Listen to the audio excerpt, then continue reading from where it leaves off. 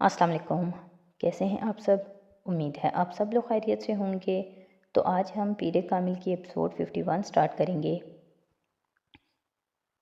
سب سے پہلے میں ایک لڑکی سے ملا، وہ بھی بڑی مذہبی بنتی تھی، پردہ کرتی تھی، بڑی پارسا اور پاک باز ہونے کا ڈرامہ کرتی تھی، اور ساتھ میں ایک لڑکے کے ساتھ افیئر چلا رہی تھی۔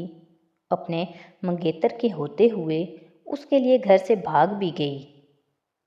اسے ضرورت پڑی تو اس نے ایک ایسے شخص کی بھی مدد لی جسے وہ برا سمجھتی تھی، یعنی اسے اپنے فائدے کے لیے استعمال کرنے میں کوئی عار نہیں سمجھا۔ ان محترمہ پارسا خاتون نے، اس کے لبوں میں استہزائیہ مسکراہٹ تھی۔ اس کے بعد میں ایک اور آدمی سے ملا جس نے داڑھی رکھی ہوئی تھی، بڑا پکا اور سچا قسم کا مسلمان تھا وہ بھی، لیکن اس نے اس لڑکی کی مدد نہیں کی جس سے اس نے بھیک مانگنے کی حد تک مدد مانگی تھی۔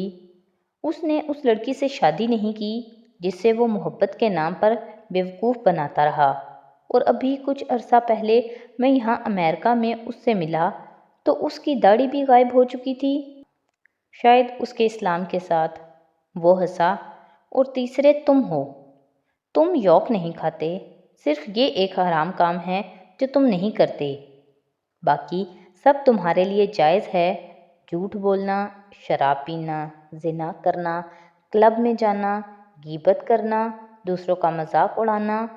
حالانکہ ویسے تم بڑے نیک ہو، تم نے داڑھی رکھی ہوئی ہے، تم ہمارا دماغ کھا جاتے ہو اسلام کی باتیں کر کر کے، زبردستی نماز پڑھانے پر تلے رہتے ہو، ہر بات میں مذہب کا حوالہ لے آتے ہو، یہ آیت اور وہ حدیث، وہ آیت اور یہ حدیث، اس کے علاوہ تمہاری زبان پر اور کچھ ہوتا ہی نہیں، اور جب میں تمہارا عمل دیکھتا ہوں تو میں ذرا بھر بھی تم سے متاثر نہیں ہوتا۔ کتنا مشکل ہوتا ہے اسلام کے بارے میں تمہارا لیکچر سننا، میں تمہیں بتا نہیں سکتا۔ مجھ میں اور تم میں زیادہ فرق تو نہیں ہے، تم داڑھی رکھ کر اور اسلام اسلام کر کر کے وہ سارے کام کرتے ہو جو میں داڑھی کے اور اسلام کی بات کیے بغیر کرتا ہوں۔ عبادت نے کیا انقلاب برپا کیا ہے تمہاری زندگی میں، سوائے اس کے کہ تمہیں ایک خوش فہمی ہو گئی ہے کہ تم سیدھے جنت میں جاؤ گے اور ہم سارے دوزخ میں۔ تمہارے قول اور فعل میں اگر یہ تضاد نہ ہو تو میں کبھی تم سے یہ سب نہ کہتا، مگر میں ریکویسٹ کرتا ہوں کہ تم دوسروں کو مذہب کی طرف راغب کرنے کی کوشش نہ کیا کرو، کیونکہ میں سمجھتا ہوں کہ تم خود بھی مذہب کے صحیح مفہوم سے واقف نہیں ہو۔ اب میری ان ساری باتوں کا مائنڈ مت کرنا۔ سالار اب ٹیبل پر پڑا ایک سگریٹ سلگا رہا تھا، ساتھ تقریباً گونگا ہو گیا تھا۔ ٹھیک ہے، مجھ سے بہت کچھ غلطیاں ہو جاتی ہیں، مگر اللہ انسان کو معاف کر دیتا ہے، اور میں نے کبھی یہ تو نہیں کہا کہ میں بہت ہی اچھا مسلمان ہوں اور میں ضرور جنت میں جاؤں گا، لیکن میں اگر ایک اچھا کام کرتا ہوں اور دوسروں کو اس کی ہدایت کرتا ہوں تو یہ اللہ کی طرف سے مجھ پر فرض ہے۔ سعد نے کچھ دیر خاموش رہنے کے بعد اس سے کہا، سعد، تم خواہ مخواہ دوسروں کی ذمہ داری اپنے سر پر مت لو، پہلے اپنے آپ کو ٹھیک کرو، پھر دوسروں کو ٹھیک کرنے کی کوشش کرنا، تاکہ کوئی تمہیں منافق نہ کہہ سکے۔ اور جہاں تک اللہ کے معاف کر دینے کا تعلق ہے، تو اگر تمہارا یہ خیال ہے کہ وہ تمہاری غلطیوں کو معاف کر سکتا ہے تو پھر وہ ہمیں بھی معاف کر سکتا ہے۔ ہمارے گناہوں کے لیے تم اگر یہ سمجھتے ہو کہ لوگوں کو اسلام کی طرف راغب کرنے سے تمہاری نیکیوں میں اضافہ ہوگا اور تم اپنے گناہوں سمیت اللہ کے قریب ہو جاؤ گے، تو ایسا نہیں ہوگا۔ بہتر ہے تم اپنا ٹریک ریکارڈ ٹھیک کرو، صرف اپنے آپ کو دیکھو، دوسروں کو نیک بنانے کی کوشش نہ کرو، ہمیں برا ہی رہنے دو۔ اس نے ترشی سے کہا۔ اس لمحے اس کے دل میں جو آیا اس نے سعد سے کہہ دیا۔ جب وہ خاموش ہوا تو سعد اٹھ کر چلا گیا۔ اس دن کے بعد اس نے دوبارہ کبھی سالار کے سامنے اسلام کی بات نہیں کی۔ وہ اس ویکنڈ پر بہت دنوں کے بعد کسی ریسٹورانٹ گیا تھا۔ اپنا آرڈر ویٹر کو نوٹ کروانے کے بعد وہ ریسٹورانٹ کے شیشوں سے باہر سڑک کو دیکھنے لگا۔ وہ جس میز پر بیٹھا تھا وہ کھڑکی کے قریب تھی اور قد آدم کھڑکیوں کے شیشوں کے پاس بیٹھ کر اسے یوں محسوس ہو رہا تھا جیسے وہ باہر فٹ پاتھ پر بیٹھا ہوا ہو۔ کسی لڑکی کی سسکیوں نے اس کی محویت کو توڑا تھا۔ اس نے بے اختیار مڑ کر دیکھا۔ اس سے پچھلی میز پر ایک لڑکا اور لڑکی بیٹھے ہوئے تھے۔ لڑکی کسی بات پر روتے ہوئے سسکیاں لے رہی تھی اور ٹیشو کے ساتھ اپنے آنسو پونچھ رہی تھی۔ لڑکا اس کے ہاتھ کو تھپتھپاتے ہوئے شاید اسے تسلی دے رہا تھا۔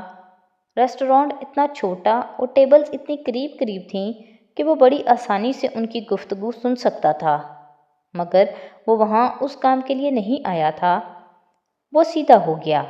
ناگواری کی ایک لہر سی اس کے اندر سے اٹھی تھی۔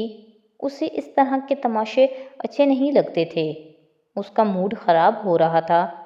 وہ وہاں سکون سے کچھ وقت گزارنا چاہتا تھا اور یہ سب کچھ اس کا دل اچاٹ ہونے لگا۔ وہ دونوں رشین تھے اور اسی زبان میں ایک دوسرے سے باتیں کر رہے تھے۔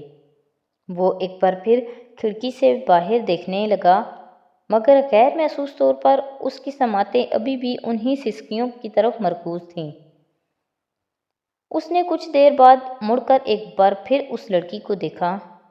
اس بار اس کے مڑنے پر لڑکی نے بھی نظریں اٹھا کر اسے دیکھا۔ چند لمحوں کے لیے ان دونوں کی نظریں ملی تھیں اور وہ چند لمحے اس پر بہت بھاری گزرے تھے۔ اس کی آنکھیں متورم اور سرخ ہو رہی تھیں۔ اسے ایک دم ایک اور چہرہ یاد آیا، امامہ ہاشم کا چہرہ، اس کی متورم آنکھیں۔ ویٹر اس کا آرڈر لے کر آ چکا تھا اور وہ اسے سرو کرنے لگا۔ اس نے پانی کے چند گھونٹ پیتے ہوئے اپنے ذہن سے اس چہرے کو جھٹکنے کی کوشش کی۔ اس نے چند گہرے سانس لیے۔ ویٹر نے اپنا کام کرتے کرتے اسے غور سے دیکھا، مگر سالار کھڑکی سے باہر دیکھنے میں مصروف تھا۔ آج موسم بہت اچھا ہے اور میں یہاں اچھے لمحے گزارنے آیا ہوں، ایک اچھا کھانا کھانے آیا ہوں۔ اس کے بعد میں یہاں سے ایک فلم دیکھنے جاؤں گا۔ مجھے اس لڑکی کے بارے میں نہیں سوچنا چاہیے، کسی بھی طرح نہیں۔ وہ پاگل تھی، وہ بکواس کرتی تھی اور مجھے اس کے حوالے سے کسی قسم کا کوئی پچھتاوا نہیں ہونا چاہیے۔ مجھے کیا پتا وہ کہاں گئی، کہاں مری، یہ سب اس نے خود کیا تھا۔ میں نے صرف مذاق کیا تھا اس کے ساتھ۔ وہ مجھ سے رابطہ کرتی تو میں اسے طلاق دے دیتا۔ لاشعوری طور پر خود کو سمجھاتے سمجھاتے ایک بار پھر اس کا پچھتاوا اس کے سامنے آنے لگا۔ پیچھے بیٹھی ہوئی لڑکی کی سسکیاں اب اس کے دماغ میں نیزے کی طرح چبھ رہی تھیں۔ میں اپنی ٹیبل تبدیل کرنا چاہتا ہوں، اس نے بہت کھردرے انداز میں ویٹر کو مخاطب کیا۔ ویٹر حیران ہو گیا۔ کس لیے سر؟ یا تو ان دونوں کی ٹیبل تبدیل کر دو یا میری، اس نے ہاتھ کے اشارے سے کہا۔ ویٹر نے ایک نظر اس جوڑے کو دیکھا، پھر وہ سالار کا مسئلہ سمجھا یا نہیں، مگر اس نے کونے میں لگی ہوئی ایک ٹیبل پر سالار کو بٹھا دیا۔ سالار کو چند لمحوں کے لیے وہاں آ کر واقعی سکون ملا تھا۔ سسکیوں کی آواز اب وہاں نہیں آ رہی تھی، مگر اب اس لڑکی کا چہرہ بالکل اس کے سامنے تھا۔ چاولوں کا پہلا چمچ منہ میں ڈالتے ہی اس کی نظر اس لڑکی پر دوبارہ پڑی۔